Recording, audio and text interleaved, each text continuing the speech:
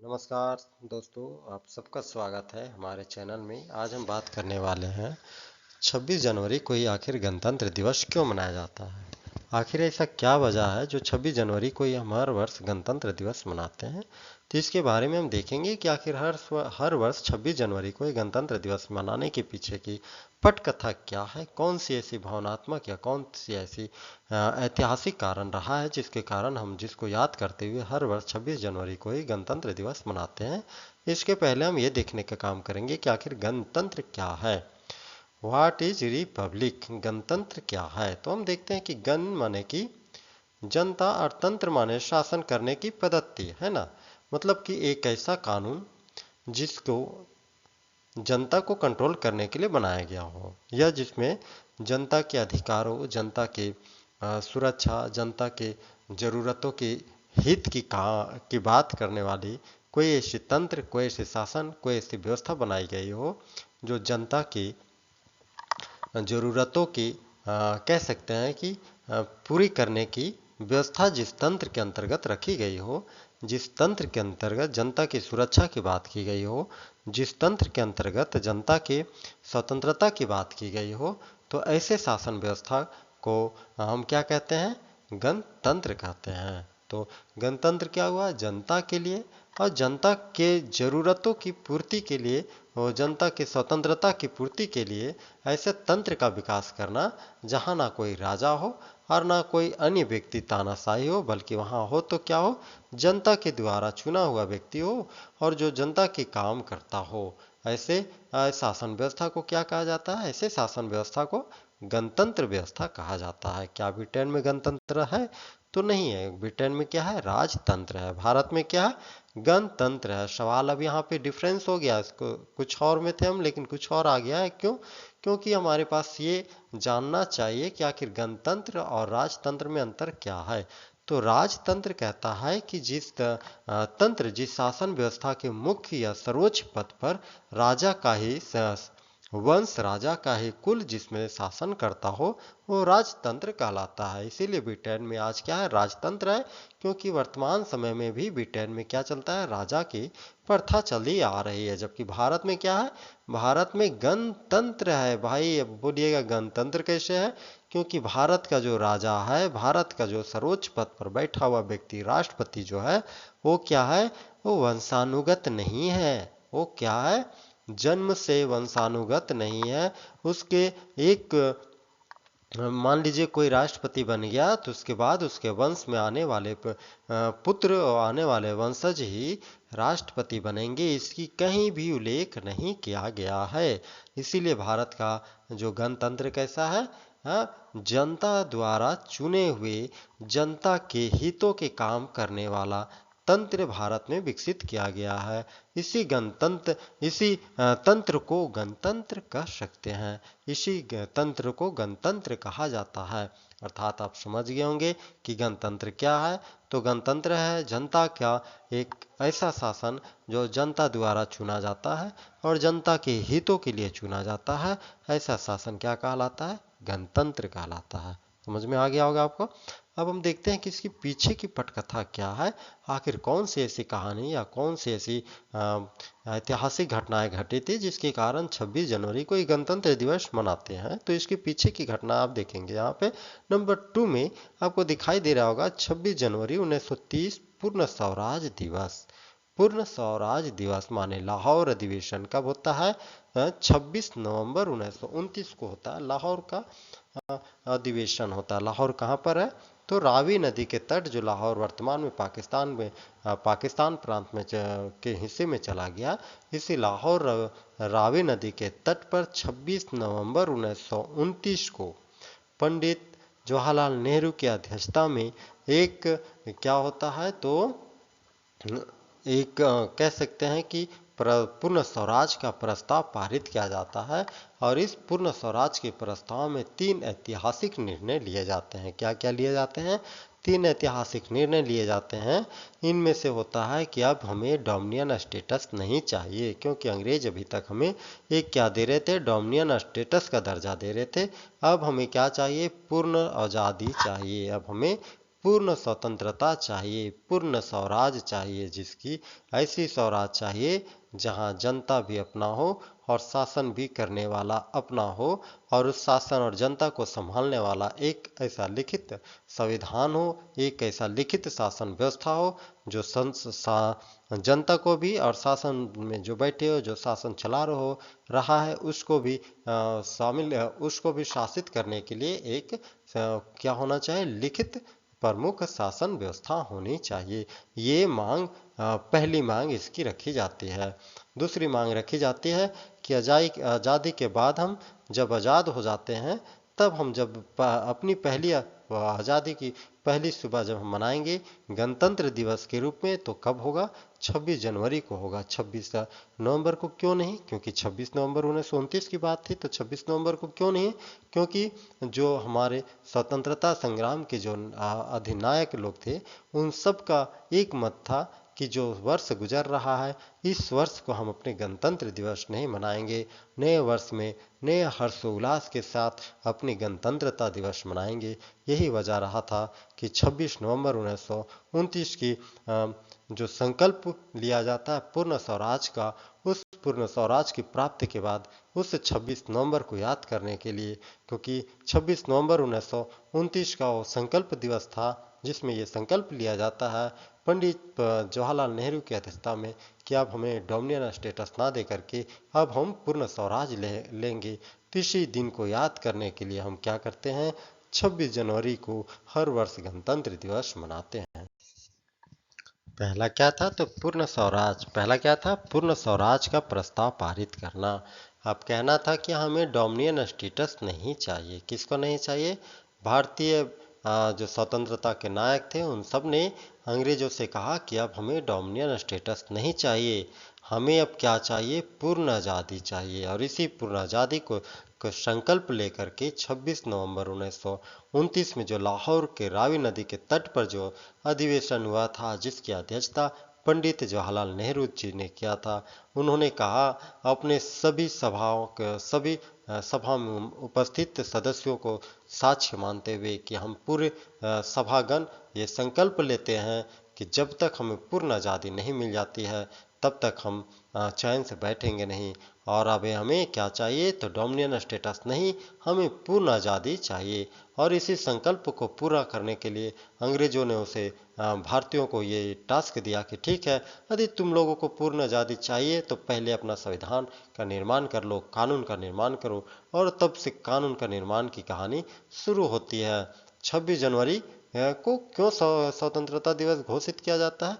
क्योंकि कांग्रेस ने तय कर लिया था कि 26 जनवरी 1930 को पूरे देश में स्वतंत्रता दिवस मनाया जाएगा।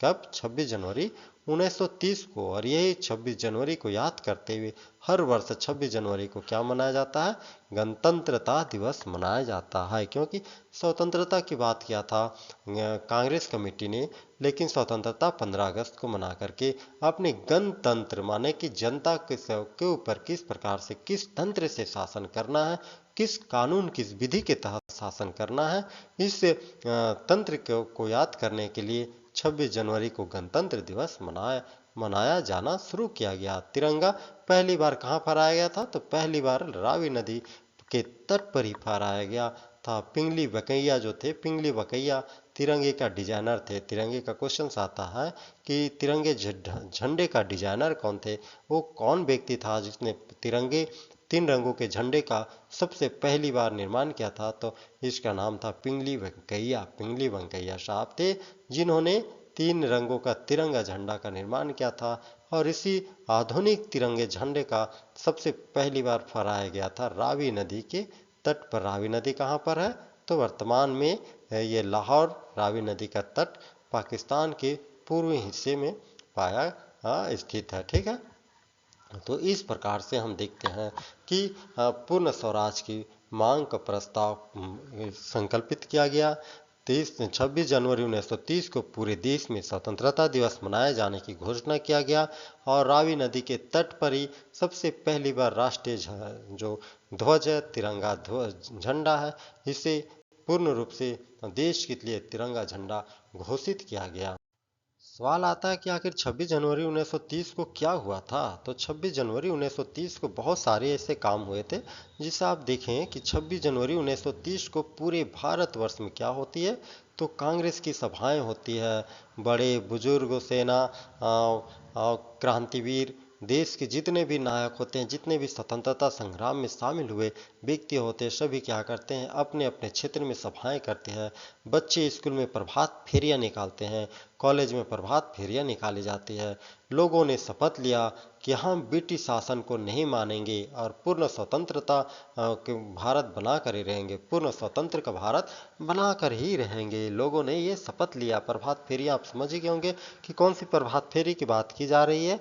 तो वही प्रभात फेरी जो वर्तमान समय भी आपने भी अपने स्कूल्स में किसी न किसी पार्टिसिपेंट किया होगा, जो सुबह के टाइम में स्कूल के माध्यम से बच्चों को प्रेरित करने के लिए अपने मोहल्ले में, अपने एरिया में घुमाया जाता है बच्चों को, उससे प्रभात फेरी कहते हैं। तो प्रभात फेरी की प्रचलन सिर्फ आज की भारत में नहीं, ये 1930 में भी था, उससे पहले भी था, ताकि जनता, जो सोई हुई जनता है, उसे जगाया जा सके।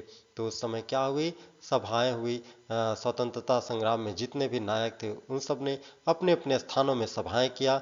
स्कूल से कॉलेज में प्रभात फेरियां निकाली गई, जिसमें चाहे एनएसएस के छात्र हो, चाहे एनसीसी के छात्र हो, इन सब ने, जो वर्तमान समय की ये संगठन है, ये सब ने अपने अपने स्कूल कॉलेज में प्रभात फेरियां निकाली और लोगों ने शपथ लिया, सब ने सम्मिलित रूप से शपथ लिया कि अब और हम ब्रिटिश शासन को नहीं सहेंगे, अब हम पूर्ण भारत को स्वतंत्र करा करके ही दम लेंगे। यही दिन आगे चल करके गणतंत्र दिवस के ऐतिहासिक आधार बना, और यही वजह है कि इसी आधार को याद करते हुए हम हर वर्ष 26 जनवरी को गणतंत्र दिवस मनाते हैं। संविधान निर्माण की प्रक्रिया भी शुरू हो गई थी। कब? 11 दिसंबर 1946 को। 11 दिसंबर 1946 को। 11 दिसंबर से पहले भी ये कहानी शुरू होती है, 9 दिसंबर से। लेकिन 9 दिसंबर में क्या होते हैं, तो 9 दिसंबर में जो होती है कहानी, वो 9 दिसंबर वाली कहानी थोड़ी होती है अस्थाई। लेकिन 11 दिसंबर 1946 वाली जो कहानी शुरू होती है, यहाँ से शुरू होती है। सो 2 वर्ष और 11 महीना 18 दिन चलने वाली कहानी रहती है। ये 2 वर्ष 11 महीने और 18 दिन चलने वाली कहानी की शुरुआत कहाँ से होती है? 11 दिसंबर से। 9 दिसंबर को संविधान सभा का गठन किया जाता है। कब? 9 दिसंबर 1946 को ही। लेकिन और इसकी यह अस्थायी अध्यक्ष बनाए जाते हैं और सभा के सबसे बुजुर्ग जो सदस्य होते हैं, जिसे डॉक्टर सचिंदानंद सिन्हा के नाम से जाना जाता है, उस व्यक्ति को इस संविधान सभा का अस्थायी सदस्य बनाया जाता है।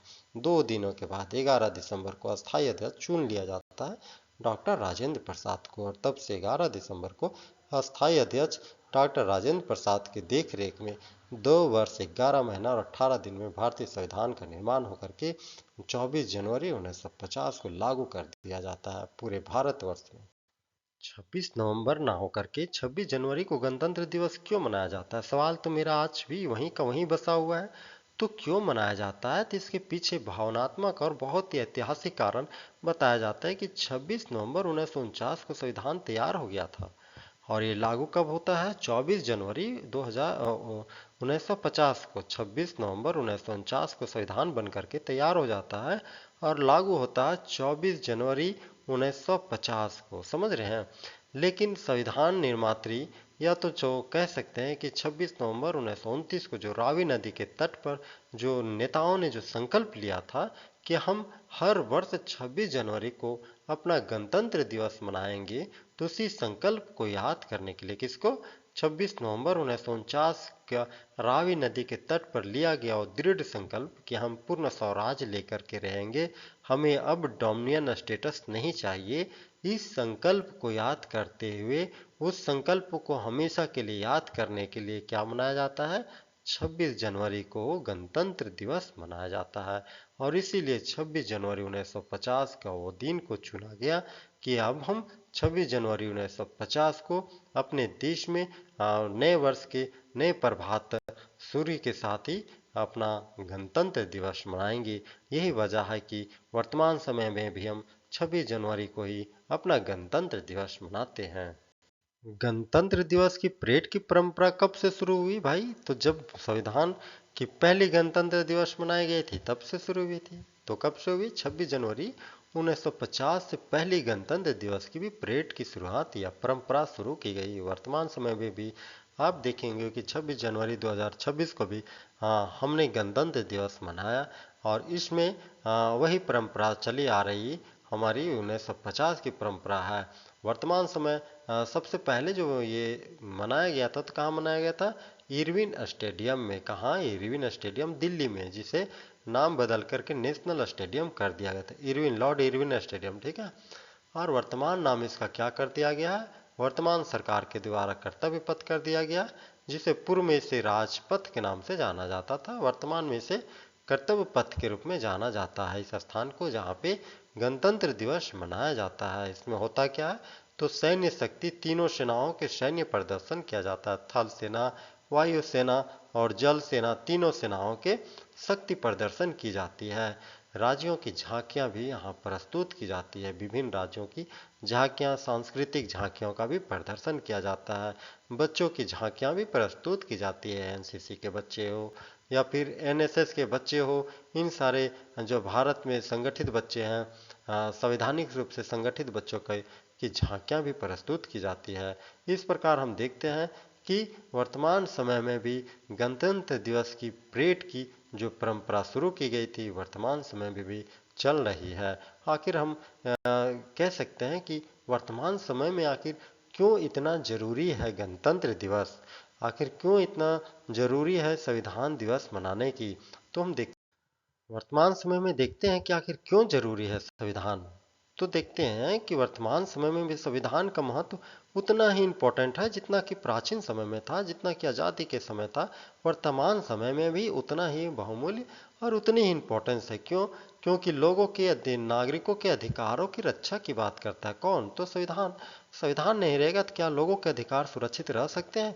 तो ये इम्पॉसिबल बात होती है। समानता की बात करती है, धर्म की स्वतंत्रता की बात करता है और शिक्षा संबंधित अधिकारों की बात करता है। कौन है ये बात करता है? तो ये संविधान ही है, जो कि हमारे समानता की, धर्म की और शिक्षा की बात करता है। इसलिए हम कह सकते हैं कि वर्तमान समय में भी संविधान का महत्व बहुत ज़्यादा इम्पोर्टेंस है, बहुत ज़्यादा महत्वपूर्ण है। सरकार पर नियंत्रण रखने के लिए भी संविधान का बहुत इम्पोर्टेंस हो गया है। क्यों? क्योंकि नेता सोचते हैं कि हमसे बड़ा, हमसे ऊपर कोई है नहीं, लेकिन सच्चाई ये है कि नेता से भी ऊपर कोई है। तो कौन है? संविधान है। तो नेता के ऊपर भी कंट्रोल रखने का काम कौन करता है? संविधान करता है। इसीलिए वर्तमान समय में भी संविधान का उतना ही महत्वपूर्ण है। तीसरा देखते हैं कि संघीय ढांचा सुरक्षित रहता है, मतलब केंद्र और राज्यों के बीच का संतुलन जो है हमेशा बने रहता है। ये किसके द्वारा? तो संविधान के द्वारा। संविधान को ही तो याद करने के लिए हम क्या मनाते हैं? गणतंत्र दिवस मनाते हैं। गणतंत्र है क्या? तो जनता का एक ऐसा शासन, एक ऐसी व्यवस्थित शासन जो जनता के लिए, जनता द्वारा चुनी गई हो, तो यही तो गणतंत्र है। और इसकी किस पर निर्भर करती है? तो ये संविधान पर निर्भर करता है।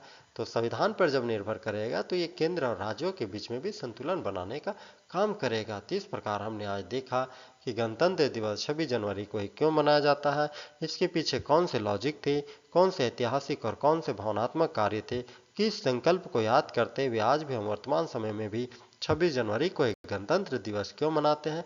तो आई होप कि ये मेरा वीडियो आप लोगों को अच्छा लगा होगा, आप लोगों को समझ में आएगा। तो कृपया करके वीडियो को लाइक, शेयर एंड सब्सक्राइब। तो दोस्तों, वीडियो को लाइक, शेयर एंड सब्सक्राइब करना बिल्कुल ना भूलें। आपके इसी लाइक, शेयर एंड सब्सक्राइब से मुझे मोटिवेशन मिलता है अगली वीडियो बनाने का, और मुझे अच्छा लगता है कि मेरे दोस्तों के द्वारा मेरे वीडियो को वाचिंग किया जा रहा है। मेरे जो संकल्प है कि जो ज्ञान मेरे अंदर है, मैं भी चाहता हूँ कि ये आप लोगों के सामने प्रसारित कर सकूँ, आप लोगों के समझ रख सकूँ। तो कृपया करके मेरे वीडियो को शेयर एंड सब्सक्राइब, लाइक करें, ज़रूर करें मेरे मित्रों, मेरे साथियों। Good night.